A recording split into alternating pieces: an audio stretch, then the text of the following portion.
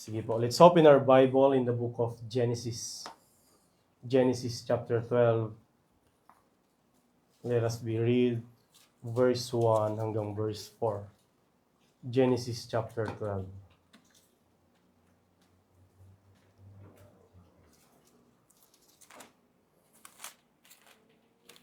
Say amen po, pag andyan na po kayo. Amen. Sige po, basahin ko po at sundan niyo po sa inyong mahinang pagbasa.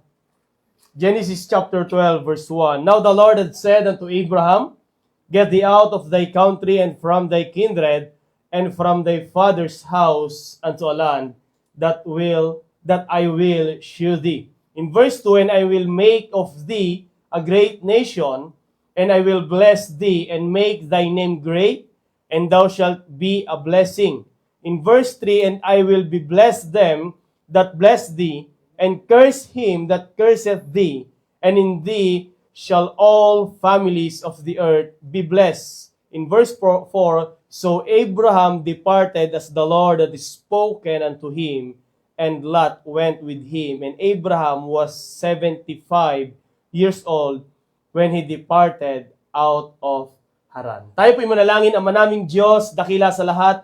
Lord, thank you for this day that you've given to us. Salamat sa inyong biyaya, pagpapala, at awa sa amin, Panginoon, na muli kami, Panginoon, ay nakalagpas muli sa isang linggo, Panginoon, o sa buwan ng January, Panginoon. Ngayon ay February na.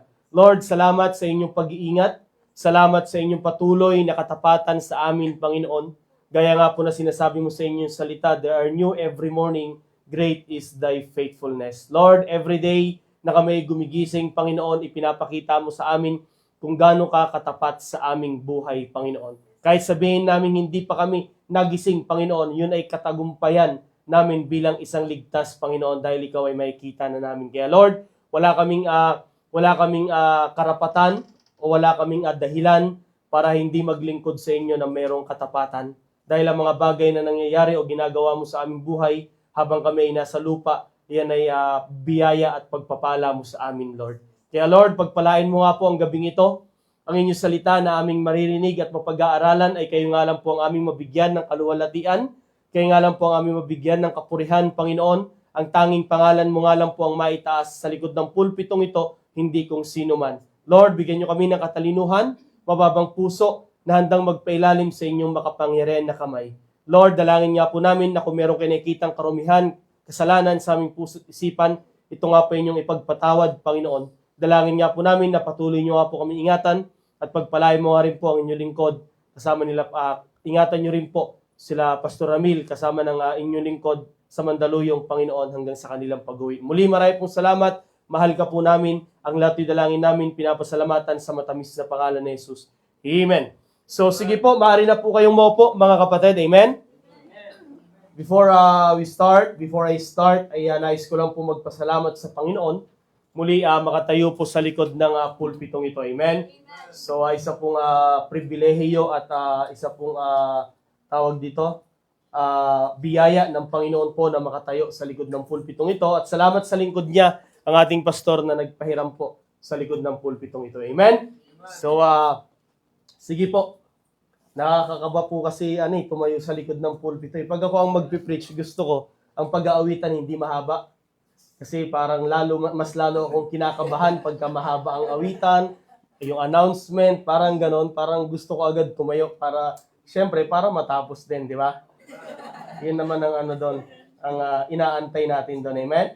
So sige po mga kapatid, sa ating pong nabasa, alam nyo, tawag dito, ito po yung naisip ko na mensahe sa gabing ito kasi ayon po kasi sa ating Galatians chapter 2 verse 20. Pag nung nilatag po kasi yan, ang nakikita ko po kasi dyan, pag tinignan mo buong verse, faith, pananampalataya.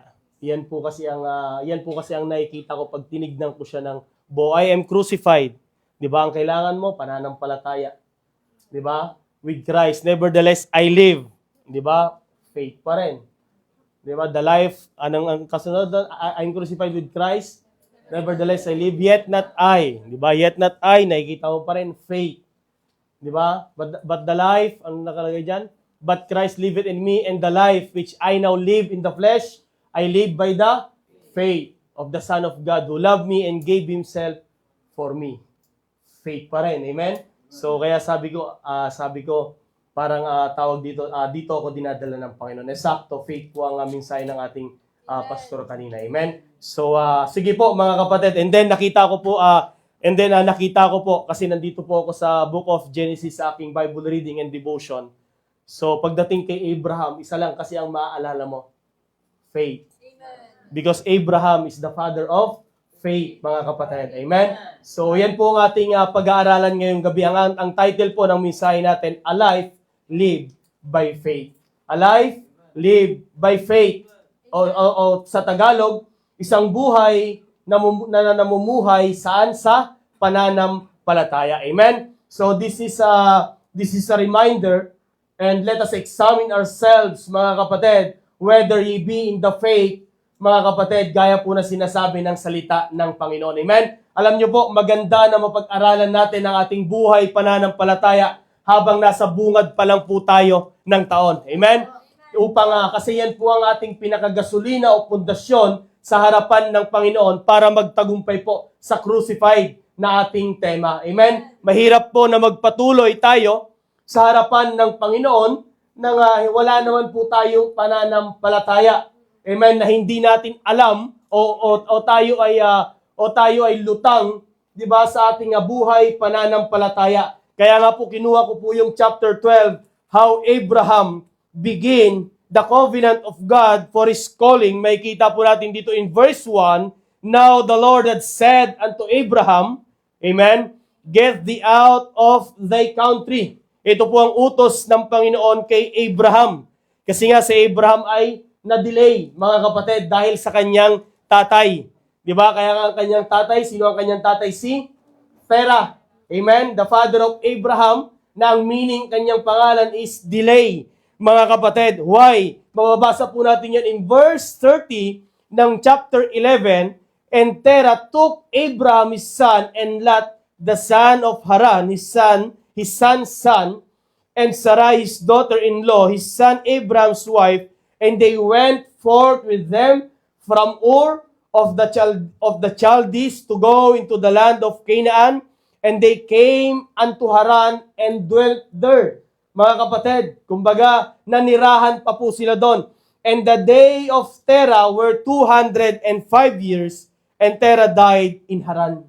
Diba? Kinuha na ng Panginoon, kinuha na ng Diyos si Haran, ay si Terah. And then, mga kapatid, may kita natin dito na po nagsimula ng panawagan ng Panginoon kay Abraham. Amen? Now the Lord had said unto Abraham, get thee out of thy country, and from thy kindred, and from thy father's house, unto the land that I will shew thee, mga kapatid. Kumbaga, meron po kasing pangako ang Panginoon. Kanino? Kay Abraham, mga kapatid.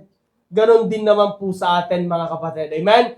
So, tignan po natin kung ano pong buhay, pananampalataya ang meron si Abraham, mga kapatid. Baka meron din gustong ipakita ang Diyos sa buhay po natin. Di ba, sa oras na ito na pinapaalis tayo kung asan tayo dapat. Amen? Baka masyado ka nang naka-stuck kung asan ka. Amen? Baka masyado ka nang nag-e-enjoy. Baka masyado na tayong nalilibang kung asan tayo, which is meron pong pangako o merong utos ang Panginoon sa ating buhay, mga kapatid. Amen? Na minsan o madalas, kailangan po tayong paalalahanan. Amen? Gaya po ng preaching kanina, mga kapatid, baka yung ating pananampalataya ay nawawala na sa harapan ng Panginoon. Napapalitan na ng mga makamundong bagay. Napapalitan na ng mga desire na meron ng ating mga flesh, mga kapatid. Napapalitan na ng mga gusto ng ating mga mata. Amen? Dahil ang mundong ito, mga kapatid, ay punong-puno po ng lust of the flesh, lust of the eyes, and pride of life, mga kapatid. Many pastors, many Christians, nag-iiba na po ng stand sa kanilang pananampalataya.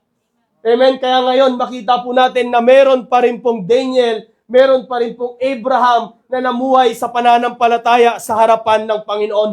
Na kahit hindi nila alam kung ano ang kanilang destinasyon, ni kahit hindi nila alam, walang ibinigay na plano ang Diyos sa kanilang buhay. Pero ano po ang sabi ni Abraham dito? Siya po ay susunod, mga kapatid. Amen. Yun po dapat, mga kapatid, na makita po natin that Abraham is one of the most important figures o tauhan ng Biblia na ang ibig sabihin ng kanyang pangalan ay Father of Faith, mga kapatid. Makikita po natin dito, Abraham did not fully move into God's promise until after Terah died, mga kapatid. Makikita po natin, Abraham's life is a clear picture of a person who could say, I no longer live.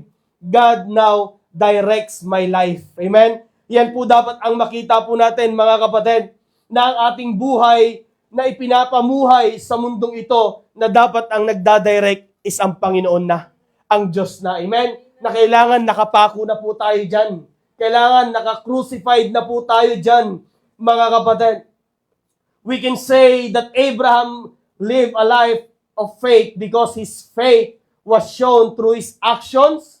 Di ba? Paano ba natin masasabi na si Abraham ay namuhay sa pananampalataya? Because his faith was shown through his actions, decisions, obedience to God, not just his words, mga kapatid. Makikita po natin yan, Abraham, kung paano niya sinunod ang Panginoon, kung ano ang desisyon na meron siya sa harap ng Panginoon, at kung paano niya sinunod ang Panginoon sa kanyang buhay. Pinangakuan ka, nadadami ang lahi mo, wala kang anak. Di ba? Hamakin mo yon, mga kapatid. Di ba? Parang suntok naman sa buwan yun, Lord. Papangakuan mo ko ng many nations, wala nga akong anak. Hirap nga magkaanak yung asawa ko. Pero may kita po natin, mga kapatid, kung papaano nilakaran ni Abraham ang pangako ng Diyos sa kanyang buhay.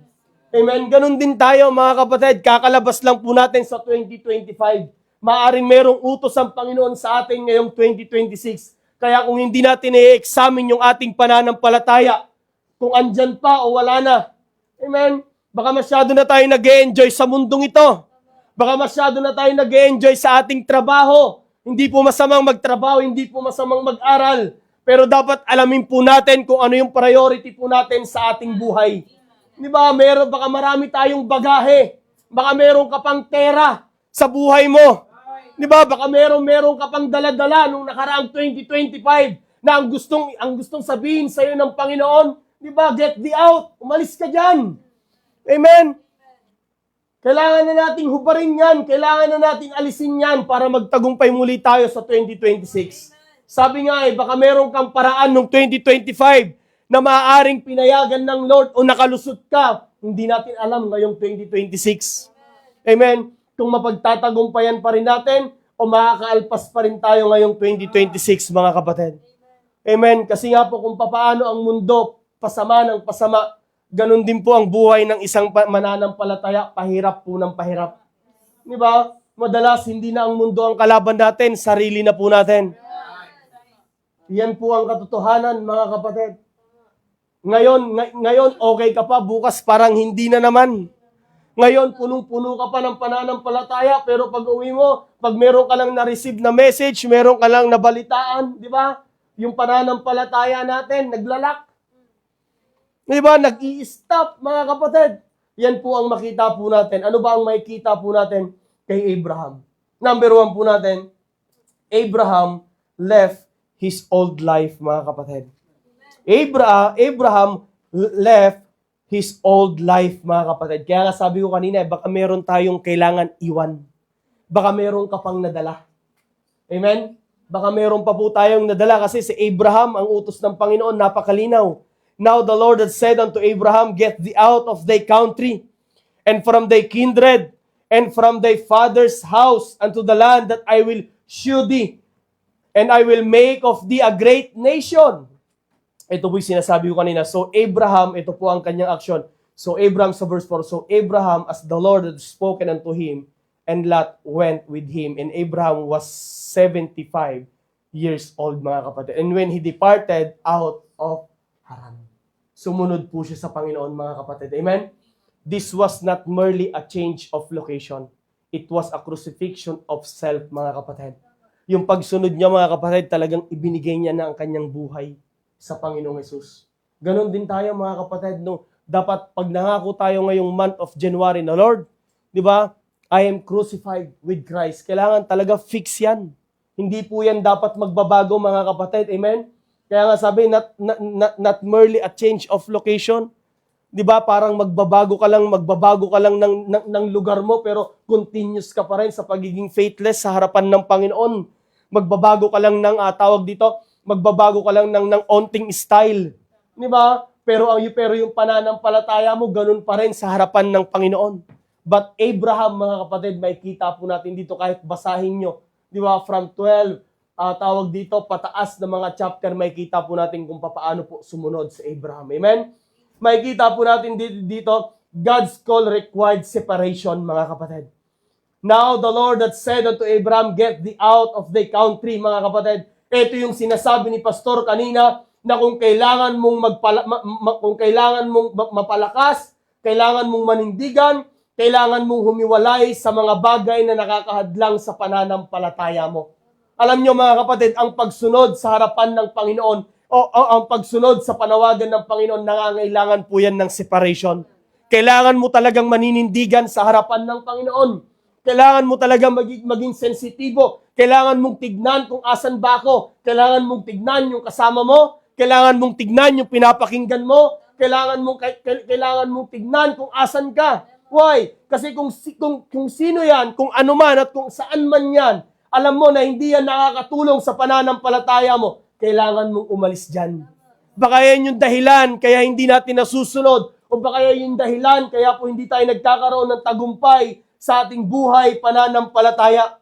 Madalas tayo din ang may kagagawan. Bakit hindi umuusad ang ating pananampalataya? Kung sino-sino ang kasama natin at kung sino-sino ang sinasamahan natin. Yan po ang katotohanan, mga kapatid. Di ba, wag nating sisihin ang mga kapatiran. Wag nating sisihin ang nasa likod ng pulpito. Madalas, impluwensya yan ng mundo. Di ba? Madalas, impluwensya yan kung sino'y lagi mong kasama sa work. Di ba? Kung sino'y lagi mong kasama sa school. Kung sino'y lagi mong pinapakinggan. Yun po yan, mga kapatid. Kaya hindi mo maiwan-iwan. Kaya nandun ka pa rin sa buhay na kung saan para ang sarap mamuhay bilang isang hindi ligtas. Hindi mo makita na mas masarap ang buhay ng isang ligtas. Why? Kasi mas babad tayo sa mundo. Why? Kasi mas babad tayo sa mga kasama natin sa mundo. Mas babad tayo sa activity ng mundo kaysa sa activity ng church, mga kapatid. O activity ng Panginoon, mga kapatid. Yun po ang katotohanan dyan, mga kapatid. Madalas tayo din po ang problema. Di ba? Hindi mo kayang kontrolin ang puso't isipan mo. Pag sinabi ng kaaway na hindi totoo yan, sinasabi ng pastor, di ba? Pag masyado ng mabigat ang preaching, lumalaban ang ating puso. Pag mabigat ang preaching, pakala natin tayo'y pinapatamaan, pero para sa lahat po ang preaching. Amen? Dapat magpasalamat tayo pag nakikita mo na parang ikaw yung laman ng preaching. Why? Kasi mahal ka pa rin ng Panginoon. Meron pa rin pakialam ang Panginoon sa buhay natin, mga kapatid. Diba? Yan po ang katotohanan dyan, mga kapatid. Diba? It's a matter of heart, attitude, character sa harapan ng Panginoon. Kung paano ka sasagot at kung paano ka tutugon sa panawagan ng Panginoon. Diba? Magiging tulad ba tayo ni Abraham? Kalmado lang. Magiging tulad ba tayo ni Abraham na ipapakita niya ang kanyang pananampalataya sa aksyon, sa decision? Mga kapatid, hindi po yan basta bunganga na kailangan mong mamuhay sa pananampalataya. Maraming mga galing na pastor, maraming mga galing na lingkod ng Diyos na magaling magturo ng pananampalataya. Pero kung titignan mo ang buhay, mga kapatid, wala na sa paninindigan sa pananampalataya. Di ba? Kasing-kasing na lang. Kaya nga, hindi rin natin tawag dito masisi, sinasabi ng iba, mga kapatid. Kaya kailangan tayong mga Kristiyano, patibayin po natin ang ating pananampalataya. We make sure, mga kapatid, na dapat tayo ay nasa tamang tao, nasa tamang lugar at sitwasyon sa harapan ng Panginoon. Amen? Kasi ilalayo po tayo niyan. Everyday, battle po yan, mga kapatid. Naku, ang dali na lang po umalis sa gawain ng Panginoon. Lalo pag wala kang takot sa Panginoon. Kaya maganda talaga yung merong ang takot sa harapan ng Panginoon. Maganda rin yung minsan pinapaalalahanan tayo na baka mamatay na tayo, baka may kunin ang Panginoon. Why? Kasi yun ang nagbibigay ng ugat sa puso natin na matakot sa Panginoon. Amen? Mahirap, mga kapatid. Yung nagsisimba ka, nagbabasa ka ng Bible, nagpipray ka, meron pa rin tayong struggle eh. Meron pa rin tayong mga pinagdadaanan. How much more? Isipin mo yun, how much more umalis ka sa gawain ng Panginoon. Maaaring makuha mo yung gusto mo, pero hindi yun ang masayang buhay. Amen? Hindi po yun. Kaya nga sabi sa 2 Corinthians chapter 6, verse 14, be ye not unequally yoked together with unbelievers. For what fellowship hath righteousness with unrighteousness? Di ba? Wala naman talaga eh. Di ba? Minsan maiilang ka na lang kasi nga alam mong hindi yun ang practice mo pero kailangan mong sumakay kasi nga masyado ka ng hulog sa kasama mo. Di ba? Kahit nagjo-joke na siya ng green jokes, pero nandun ka, minsan mapapangiti ka na lang. Pero merong banal na espiritu na nagsasalita na dapat wala ka dyan. Di ba? Na dapat hindi mo ginagawa yan. Di ba? Makita po natin mga kapatid na dapat talaga napaka-importante na iwan natin yung old life na meron po tayo. Yung mga nakaraan na buhay po natin. Kung karnal ka dati, iwan mo yan. Kung backslider ka dati o ngayon, iwan mo yan, mga kapatid. Amen? Laging may chance sa harapan ng Panginoon. Kunin po natin at damputin po natin ang bagay na yan. Before God could lead Abraham forward, He had to pull him away from the old, mga kapatid. Kung gusto talaga nating mag-forward sa harapan ng Panginoon, iwan po natin yung mga baggage na meron po tayo. God's calls away begins with letting go, mga kapatid. God's call always begin with letting go, mga kapatid. Ang panawagan ng Diyos, mga kapatid, di ba? Yan po ay nagsisimula saan? Yung iwan mo ang mga bagay na dapat hindi nakasama sa panawagan mo. Kasi pag sinama mo yan, magiging pabigat lang yan. Ang hirap niyan, hindi ka magiging pagpapala kung asan ka man. Why? Kasi yun pa rin ang magiging buhay mo eh. Hindi pa rin ibibless ng Panginoon, mga kapatid. Kaya tignan natin, mga kapatid, yung ating pananampalataya. Palakasin natin yung ating pananampalataya, lalo po ang mga young people. Di ba? Palakasin po natin ang ating pananampalataya. Habang nag-aaral pa lang kayo, tignan nyo na, ay palakasin na natin ang ating pananampalataya. Maranasan nyo ang pananampalataya nyo sa harapan ng Panginoon. Kasi pagdating po, pag naging working na po kayo, mas mabigat po ang laban. Ngayon, grades lang ang ipinaglalaban nyo. Oras lang. Minsan nga, oras, nahihirapan ka pa. Diba? Mas pinipili pa natin hindi makasimba kaysa gumising ng maaga. Diba? May schedule naman ng mas maaga, pero mas pinipili mo yung gabi. Diba? Madalas, ganun tayo, hindi na natin nakikita na napakahalaga ng pagsisimba sa harapan ng Panginoon. Masyado na tayong tawag dito, sumasabay o sumasakay sa trend ng mundong ito. Di ba? Hindi mo kaya mag-adjust para sa Panginoon, kailangan kaya. Diba? Yan po ang ating pananampalataya, mga kapatid. Kaya nga sabi ni Pastor kanina, si Ryan Cruz hindi pa rin nagbabago. Di ba? Yun dapat tayo, mga kapatid, huwag kayong matakot sa grades. Makaka-graduate kayo. Amen? Makaka-graduate po kayo. Wag lang kayo magbulakbol. Pero pagdating sa paninindigan sa harapan ng Panginoon, huwag nyo pong iiwan ang pananampalataya nyo. Di ba? Uhubarin mo yung pananampalataya mo para makapasa ka sa subject na yan. Mahirap yan, mga kapatid. Hindi ka pagpapalain dyan ng Panginoon. Di ba? Makikita natin, mga kapatid, there is a premise from the Lord. Ano yung premise ng Panginoon? Separation bago ang promise niya. Ano muna? In verse 1, ito ang premise ng Panginoon. Now, Lord had said unto Abraham, get thee out of thy country and from thy kindred. Ito po ang premise ng Panginoon. Ano ang promise niya? And I will make of thee a great nation. And I will bless thee and make thy name great. And thou shalt be a blessing, mga kapatid. Yun dapat, mga kapatid.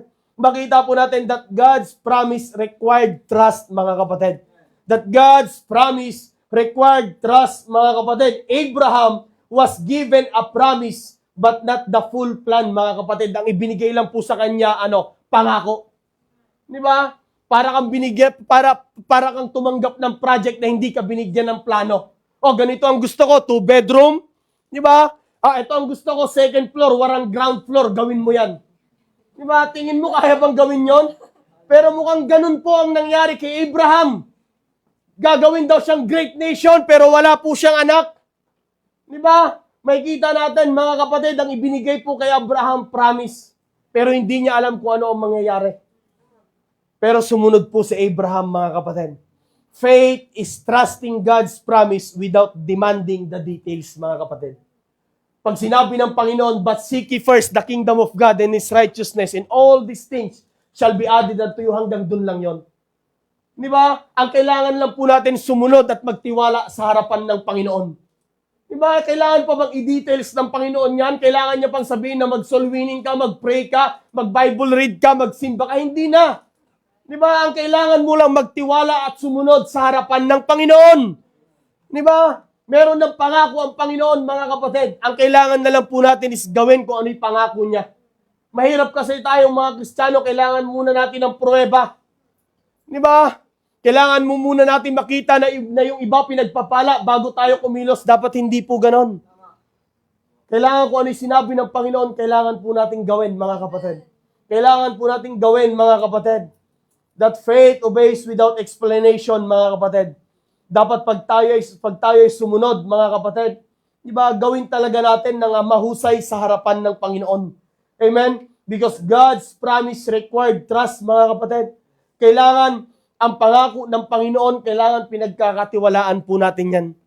Why? Kasi hindi po yan basta-basta pangako lang. Yan ay pangako na nag-iisang Diyos po natin, mga kapatid. Amen? Kaya napaka-importante na alam natin kung tayo ba ay nasa pananampalataya pa o wala na. Baka masyado ka nang nakasandal, nakatindig sa mga bagay na meron ka. Yun ang mahirap doon. Di ba? Yun ang mahirap doon, hindi na natin nakikita ang Panginoon. Masyado na tayong na-overwhelm sa mga bagay na meron tayo. Na imbis na dapat tayo ay nagpapasalamat, pero parang ginagamit ng kaaway para lumayo ka pa sa Panginoon. Which is dapat hindi. Amen? Kaya dapat maging sensitive tayo. Makita natin yung sarili natin na talagang naglilingkod pa sa Panginoon. Di ba? Hindi lang basta nagsisimba, iba yung nagsisimba sa naglilingkod. Di ba? Madali pong magsimba, umattend ka lang, pero yung maglingkod sa harapan ng Panginoon, yan po ay tawag dito, meron kang dapat iwan. Di ba? Pwede kang magsimba na dala-dala mo pa rin yung dating ikaw.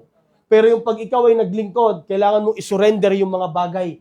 Di ba? Na hindi na dapat kasama sa paglilingkod mo sa harapan ng Panginoon. Ipako mo na yung sarili mo na dyan. Di ba? Kaya nga, not I, but Christ eh. Di ba? Hindi na dapat ako to. Di ba? Kailangan si Kristo na to. Amen? Madaling sabihin yon, mga kapatid. Di ba? Pero ikaw ang gagawa niyan, hindi ibang tao. Di ba? Ikaw ang magpapalakas ng pananampalataya mo. Ikaw ang gagawa ng paraan para hindi ma-fold ang pananampalataya mo. Di ba? Ikaw ang gagawa ng paraan para hindi para lumakas ang pananampalataya na meron ka. Ikaw yan. Individual yan eh. Ang pastor po natin gagamitin lang ng Panginoon to remind us, to encourage us. Di ba? Pero meron po tayong kanya-kanyang buhay after ng Sunday. Papasok ako, papasok ka. Di ba?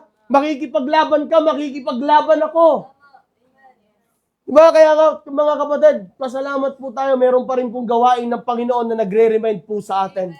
Di ba? Sa sama ng mundo ngayon, sa hirap makipaglaban sa mundo ngayon, di ba? Ang hirap po mahirap po ang laban sa labas ngayon, mga kapatid. Ang kailangan lang po natin magtiwala sa Panginoon. Di ba? Kaya kayong mga young people, akala nyo yung responsibilidad nyo mag-aral lang. Di ba? Mag-matured na tayo sa harapan ng Panginoon. Mga kapatid, gaya nga na sinabi ng ating pastor ang buhay pananampalataya ay hindi po yan laro. Hindi lang po tayo, hindi po kayo every day, every week lang maglalaro ng basketball. Di ba? Meron pa kayong mas haharapin pang mga responsibilidad sa buhay na meron kayo. Kaya kailangan nyo ng malakas na pananampalataya. Kung gusto mo na mag-asawa, Brother Alan, kailangan mo ng matibay at malakas na pananampalataya. Kasi ikaw ang gagamitin ng Panginoon kung ang pamilya mo magpapatuloy o mawawala sa gawain ng Panginoon. Maraming mas magagaling, mas matatalinong babae. Why? Kasi ang mga lalaki walang paninindigan sa harapan ng Panginoon. Pag sinabi ng babae na ayaw ko na, ayaw na lang. Di ba? Kaya tayo mga kalalakihan, practicein natin na dapat tayo ang head, tayo ang leader ng family. Di ba? Amen. Hindi natin sila sasaktan, pero pag kailangan na nating sumigaw ng ating pananampalataya, gawin naman natin. Amen? Tama na tayo sa mga nakasama natin na pag ayaw na ng babae, ayaw na rin. Di ba? Hindi po yun magandang patotoo at pananampalataya sa harapan ng Panginoon. Faith required action, not comfort, mga kapatid. Faith required action, not comfort, mga kapatid. Abraham went even when he didn't know where he was going, mga kapatid.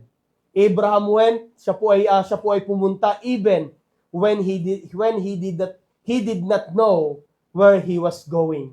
Faith is not a feeling, it is a decision, mga kapatid, sa harapan ng Panginoon.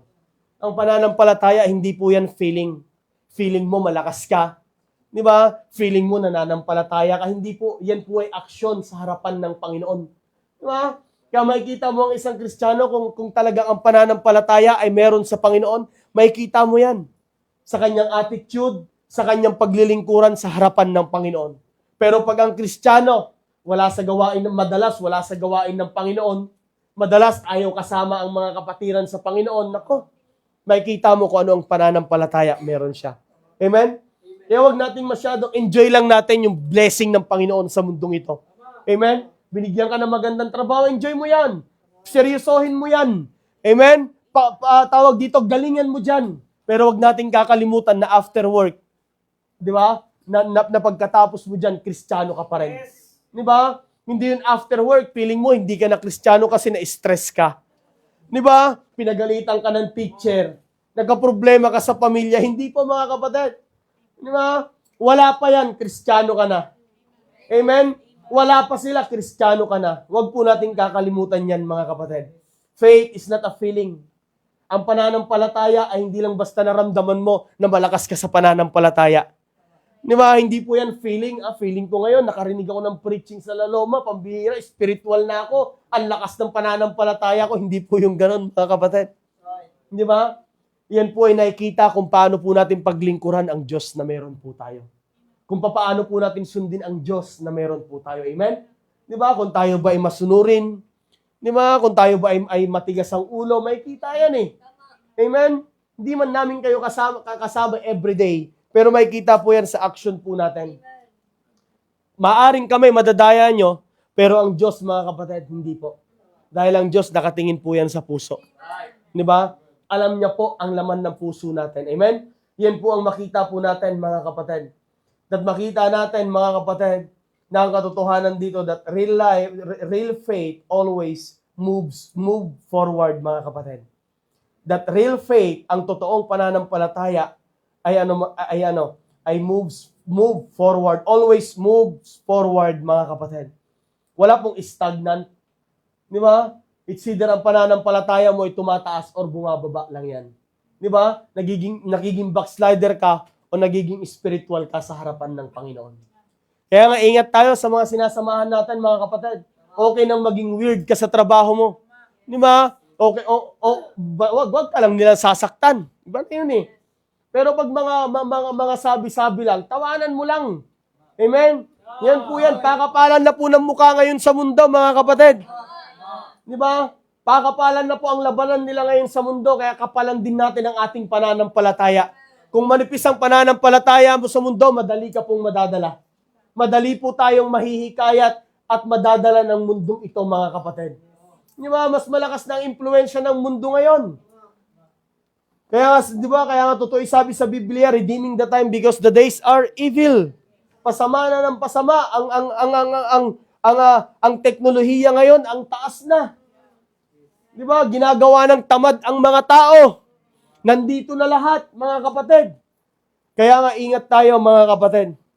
Kailangan po natin, like Abraham, di ba? Abraham had to leave his comfort zone, his security, mga kapatid, his personal plans and future, mga kapatid. Yan dapat ang iwan po natin. Baka nasa comfort zone ka pa rin eh. Tignan mo yung sarili mo. Baka nasa comfort zone ka pa rin. Di ba? Check mo yung sarili mo, nasa comfort zone pa rin ba ako? Baka kaya hindi masyadong mabigat ang Christian life sa'yo.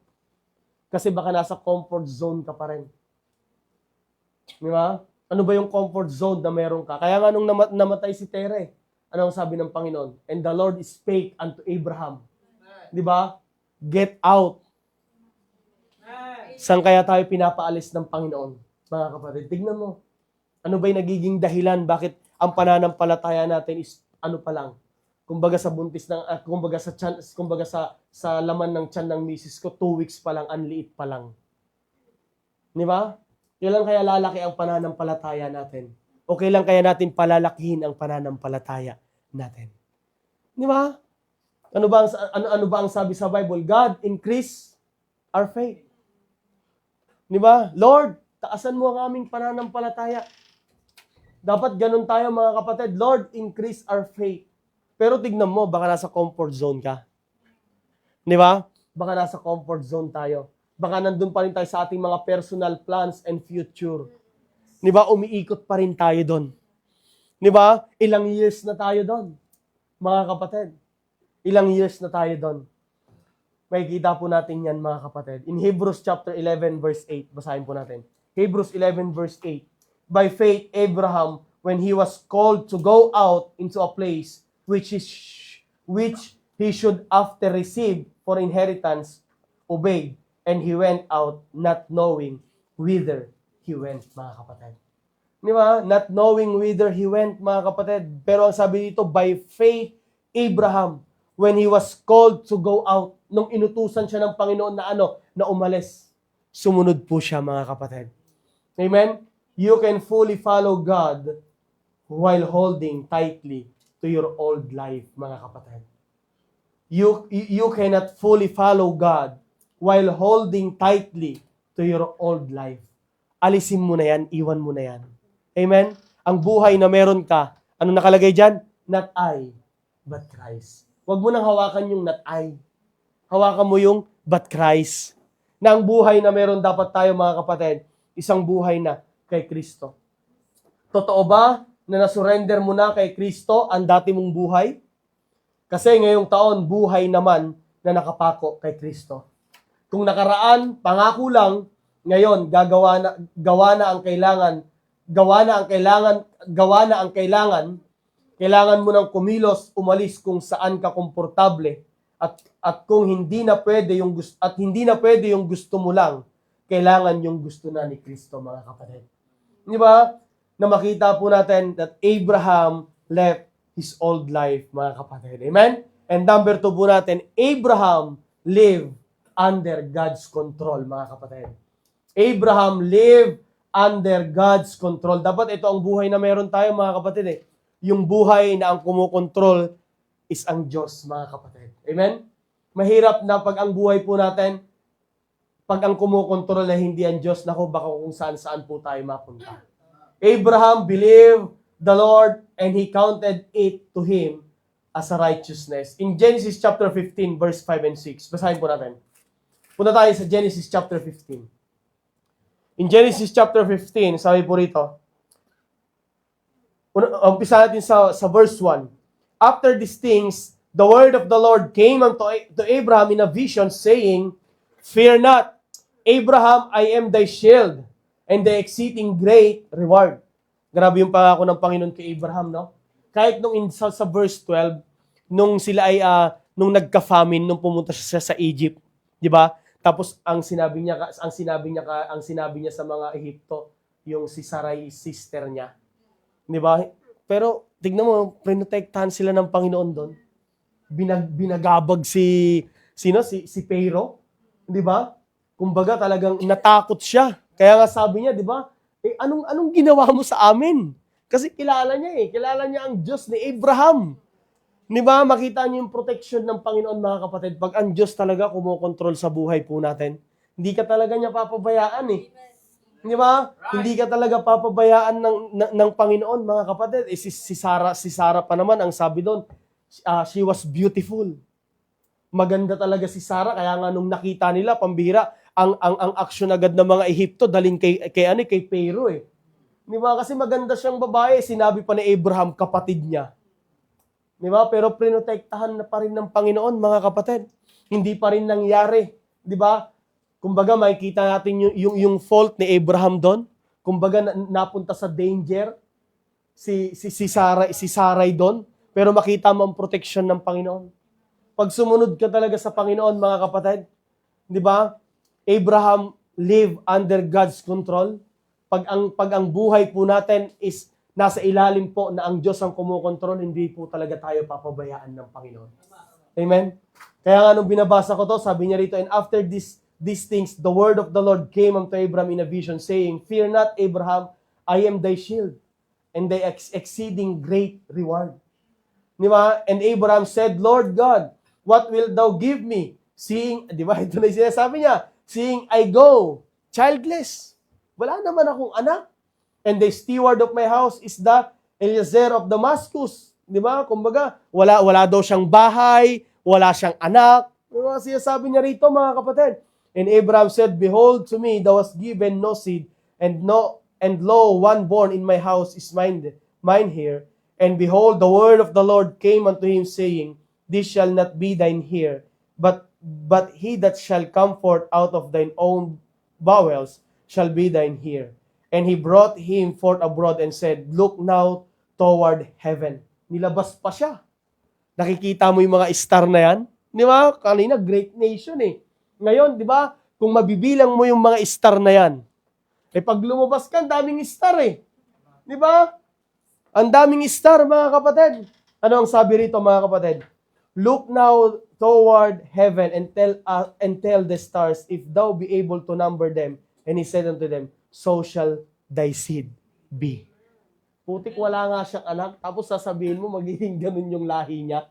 Di ba? Pero makita natin, mga kapatid, Abraham, di ba? Yung kanyang pagtitiwala at pananampalataya sa Panginoon. Di ba? Alam nyo, masarap magbasa ng mga ganito. Ibig sabihin talagang ang Diyos dati, Diyos pa rin naman ngayon eh. Di ba? Kung papaano niya pinagpala, yun talagang yung trust and obey talaga, hindi po talaga maghihiwalay yan. Di ba? Trust and obey, there's no other way to be happy in Jesus. Kaya pag hindi ka masaya, tignan mo kung meron kang pagtitiwala at sumusunod ka pa sa Panginoon. Di ba? Kasi ang Christian life, masaya yan eh. Mga kapatid eh. Di ba? Masaya yan, mga kapatid. Baka hindi na tayo under God's control, kaya malungkot ka na. Di ba? Baka hindi na tayo under God's control, mga kapatid. Kaya sabi niya rito, and he brought him forth abroad. And verse 6, and sabi dito, and he, ano daw ginawa ni Abraham? And he believed. Sabi po rito, in the Lord, and he counted it to him for righteousness, mga kapatid. Yan po ang makikita po natin dito. Makikita natin dito that Abraham, di ba, wala siyang anak, no child, no land, no visible evidence, mga kapatid. Di ba, kung mabibilang mo ang mga star, magiging ganyan ang lahi mo. Sa hirap pang hawakan nun, ha? Di ba, sabi ko nga sa inyo, para kang pinaggawa ng bahay na walang plano. Pero kailangan mong magtiwala. Amen? Kailangan mong magtiwala. Yet he had God's promise. Di ba, mga kapatid, merong pangako ang Panginoon sa kanya, mga kapatid. Di ba, makikita po natin that Abraham, di ba, siya po ay nagtiwala sa harapan ng Panginoon, sa kapangyarihan ng Panginoon, mga kapatid. Kaya nga masarap panghawakan ang promise ng Panginoon, pero kailangan meron kang pananampalataya. Kasi hindi mo alam kung kailan darating. At hindi mo rin alam kung kailan ibibigay ng Panginoon. Di ba, ang kailangan lang natin ay sumunod. Madalas nga, meron ng mga pangako ang Diyos na binibigay sa atin, hindi lang tayo sensitive eh. Masyado lang natin hinahangad o tinitignan yung mga bagay na gusto kasi natin. Hindi yung gusto ng Panginoon. Pag gusto mo yung nangyayari, you are not under God's control. Nasa ilalim ka ng self-control mo. Wala sa God's control, mga kapatid. Yan po ang makita natin, mga kapatid. Abraham's life was no longer guided by sight or by circumstances, but by God's word, mga kapatid. Pag tayo kasi, mga kapatid, nakatingin na ang inaasahan na lang natin is yung ating mata sa mundong ito. Kumbaga, nasa na tayo, tawag dito, nasa by sight na tayo, hindi na tayo by faith. Di ba, kung ano yung sitwasyon na meron ka, kailangan kumilos ka para malagpasan mo. Hindi na yung under God's control yun. Di ba, kasi gumagawa ka na ng bagay para makalusot eh. Hayaan mo ang Diyos gumawa ng bagay para tulungan ka sa sitwasyon na yan. Di ba, ibinigay yan ng Diyos, yung circumstance, yung yung mga bagay na nangyayari sa'yo, hindi para alisan mo, kung hindi para lumago ka sa bagay na yan. Makita mo kung ano yung gustong mangyari ng Diyos sa buhay mo. Di ba? Sabi niya nga, wala siyang ibinigay na hindi kaya ng ating pananampalataya. Kaya natin, mga kapatid. Ang problema lang sa atin, ayaw natin magtiwala sa Panginoon. Lagi tayong naka-plan B, hindi mo pa nga nagagawa yung plan A. Ano yon? Magtiwala sa Panginoon. Hindi mo pa nga nasusubukan eh. Kaya nga sabi ng Biblia, prove, patunayan mo. Di ba? Yung pananampalataya mo sa harapan ng Panginoon, ayaw kasi nating subukan. Ayaw kasi nating gamitin yung pananampalataya. Ang lakas-lakas natin nagsasabi na anak ka ng Diyos, pero ayaw mo namang manampalataya. Di ba? Sa nagbigay ng pananampalataya sa'yo. Mas meron pang pananampalataya yung mga unsaved pag pumunta sa albularyo. Albularyo. May pananampalataya pa sila sa atin. Pag nagpatawas, pag nagpatak ng kandila, may mahabang buhok. Di ba? Tawag dito. Nabati ka. Oh. Pero after magpatawas, gumagaling. Why? Kasi naniniwala sila. Pero sa isip lang yun. Pero meron tayong Diyos, ayaw nating subukan. Ang lakas ng pananampalataya ng mga yun. Di ba? Yung mga umaakyat sa Nazareno. Grabe yung pananampalataya nun. Ikaw wala kang inaakyat. Ang kailangan mo lang, manalangin at magtiwala sa Panginoon. Diba? Ikaw ba nung makikipagsiksikan ka doon, mamatay-matay ka para lang doon? Pero makita niyo yung pananampalataya, mga kapatid. Pero wrong yung pananampalataya. Pero tayo nagsasabi, meron tayong tamang pananampalataya. Pero bakit parang mali, namamali ang ating pananampalataya? Amen?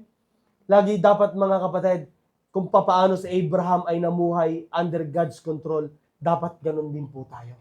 Huwag kasi nating kontrahin. Kung ano yung gusto ng Panginoon, yun ang gawin po natin, mga kapatid. Dapat, mga kapatid, hindi po tayo tawag dito, wag po nating kontrahin kung ano yung pangako ng Panginoon. God brought Abraham out, gave him a promise, and counted his faith as a righteousness, mga kapatid. Your circumstances may say impossible, but God promises say finish. God's timing is always perfect, even when it feels like a delay, mga kapatid. Your circumstances may say impossible, but God's promise say finish. God's timing is always perfect, even when it feels like a delay, mga kapatid. Di ba? Ang sarap nun eh. Kala mo delay pero hindi eh. God's timing kasi yan. Amen? Baka masyado lang tayong apurado, mga kapatid. Amen? Huwag kasi natin pangunahan ang Panginoon, mga kapatid. Hayaan natin na ibigay ng Panginoon yung mga bagay na para sa atin sa timing na meron siya. Masyado kasi tayong apurado eh. Di ba? Masyado kasi tayong apurado, mga kapatid. Di ba? Bibigyan mo ako ng anak. Ang tanda-tanda ko na. Di ba? She doubt, pero nagtiwala pa rin. Di ba? Sarah's doubt, pero nagtiwala pa rin eh. Di ba? Mga kapatid, God's timing kasi yan. Di ba? Madalas darating talaga na magda-doubt tayo eh. Di ba? Kumbaga parang may mapanghihinaan ka. Pero alalahanin mo, ang pangako ng Panginoon ay pangako ng Panginoon. Hindi pangako ng kung sino man. Di ba? Baka para ka ng si Sarah, lagi ka na lang ganun. Di ba? May sakit ka na. Di ba? Ang sakit mo, faithless. Di ba? Narinig ng Lord, di ba? Nag-doubt eh. Dapat hindi ganun, mga kapatid. Amen? Kailangan ang buhay po natin, kahit sabihin natin na mahirap, nahihirapan tayo, pero magpakontrol pa rin tayo sa Panginoon. Di ba? Huwag tayong magrebelde sa mga pangako ng Panginoon. Di ba? Kasi ang Diyos, mga kapatid, Diyos yan. Yung mga hindi nga naniniwala, pag mayroong problema, biglang naniniwala eh. Di ba? Pag siniran mo naman, ayaw. Pero pagka nasusunugan, pag mayroong naghihingalo, di ba, makikita mo mga kapatid. Kaya wag nating sayangin kung ano man yung meron tayo sa harapan ng Panginoon. Amen? Wag po nating sayangin mga kapatid. Stop relying on what you see mga kapatid. Dapat stop relying kung ano man yung nakikita natin. Kailangan looking unto Jesus, the author and the finisher of our faith. Alisin mo na yung mga bagay na gusto mo. Not I but Christ na dapat tayo. Amen? Yun po dapat. 'Di ba? Tayo ay tumingin, look to promise of God, to the promise of God, mga kapatid. 'Di ba? Trust God's timing, mga kapatid. When God is in control, faith replace fear, mga kapatid. When God is in control, faith replace fear, mga kapatid. Yan po ang lagi po nating, yan po ang katotohanan na makita po natin. When God is in control, faith replace fear. Di ba? Ang tao pa naman matatakotin lalo pag may mga bagay na nangyayari na sa atin, physically, family, financially. Di ba? Masyado tayong tawag dito. Masyado na tayong tawag dito, nagra-rush o kumbaga nagrereklamo sa harapan ng Panginoon. Pero makita po natin, when God is in control, faith replaces fear, mga kapatid. Abraham lived under God's control by living his past, trusting in God's future, and obeying in the present, mga kapatid.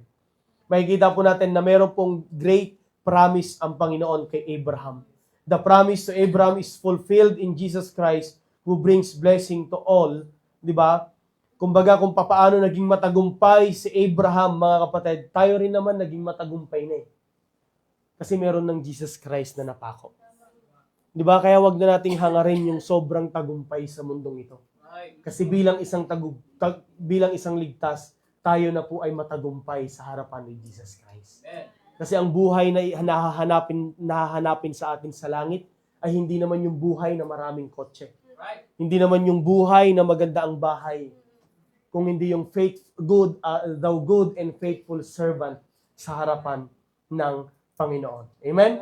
Yan po ang makita po natin, mga kapatid, that Abraham lived under God's control. Amen? And number 3 po natin, last, Abraham left his old life.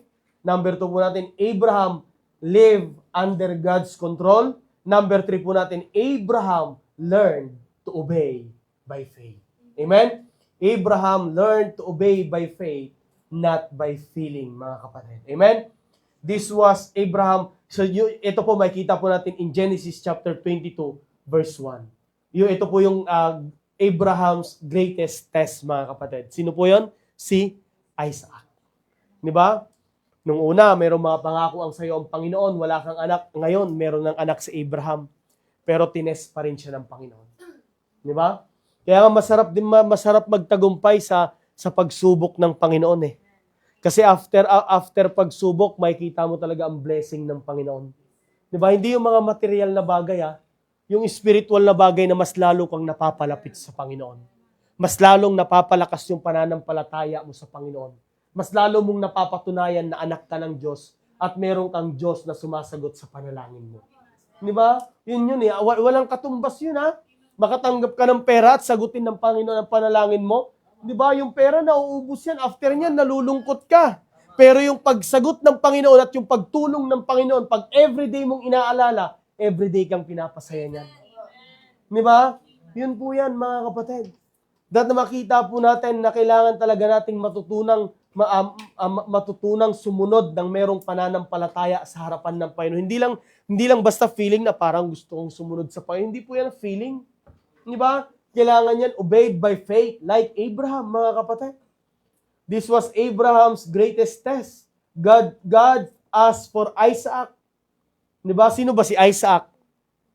He is the promised son of God to Abraham, mga kapatid.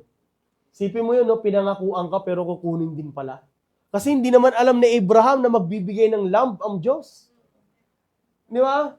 Pero si Abraham bilang tao, nagtitiwala siya sa Panginoon. Pero kung kayo, ako kasi nung inaaral ko at nung binabasa ko, pumasok kaya sa isip ni Abraham na magbibigay ng hain ang Panginoon? Di ba? O nasa isip ni Abraham na talagang mawawala na yung promised son of God, di ba? Yung ipinangako ng Panginoon na dito manggagaling yung seed, yung lahi, di ba? Yung great nation na tinutukoy ng Diyos. Tapos biglang ganon, pero may kita mo yung attitude, di ba? Why? Kasi natutunan niya ng sumunod ng may pananampalataya eh. Wala na to. Ang bihira. Nanampalataya ako sa'yo, wala akong anak, binigyan mo ko. Di ba? Napatunayan na yon mga kapatid. Kaya ang sarap habang mga bata pa tayo, matutunan na nating mamuhay sa pananampalataya. Why? Kasi pag binigyan na tayo ng greatest test ng Panginoon at natutunan na natin yung tawag dito yung obeyed by faith na tinatawag, yung meron na tayong pananampalataya sa pagsunod. Hindi na yung mabigat para sa atin. Merong challenge, pero yung faith mo sa harapan ng Panginoon, nandun na siya. Amen? Susunod na tayo ng merong pananampalataya. Uhay, kasi nasubukan mo na ang Lord eh. Di ba? Minsan magkakaroon ka ng doubt, pero mas mangingibabaw pa rin yung pananampalataya mo. Kasi tao lang tayo eh. Di ba? Tao lang tayo, ang gawin lang natin, like Abraham, sumunod lang tayo. Kasi hindi natin alam kung saan tayo dadalhin ng ating pananampalataya. Pero alam natin kung saan tayo dadalhin pag hindi tayo nanampalataya. Di ba? Yun mga kapatid eh. Pagka tayo ay nanampalataya, hindi natin alam kung paano tayo pagpapalain ng Panginoon. Pero pag hindi ka nanampalataya, kasi si Abraham hindi niya alam eh. Di ba? Pero kumilos ang Panginoon. Pero kung hindi tayo susunod by faith, alam natin na mayroong mangyayari sa atin. Di ba? Na hindi maganda sa pakiramdam natin mga kapatid. Pero makikita po natin mga kapatid, Abraham obeyed without argument, mga kapatid. Di ba? Lord, humiling ako, binigyan mo ako. Ngayong binigyan mo ako, ipapapatay mo naman sa akin. Di ba? Without argument. Di ba? Without questioning God, mga kapatid. Yun po ang ginawa ni Abraham. Why? Kasi Abraham learned to obey by faith. Why? Because Abraham, mga kapatid, meron siyang buhay na namumuhay sa pananampalataya. Ang tanong mga kapatid, meron ba tayong buhay na namumuhay tayo sa pananampalataya? Baka naman namumuhay na lang tayo. Di ba? Baka naman, ang ibig ko sabihin, baka naman buhay na tayo, pero wala na tayong pamumuhay sa pananampalataya. Iba kasi yung buhay ka, at iba rin yung namumuhay ka sa pananampalataya, mga kapatid.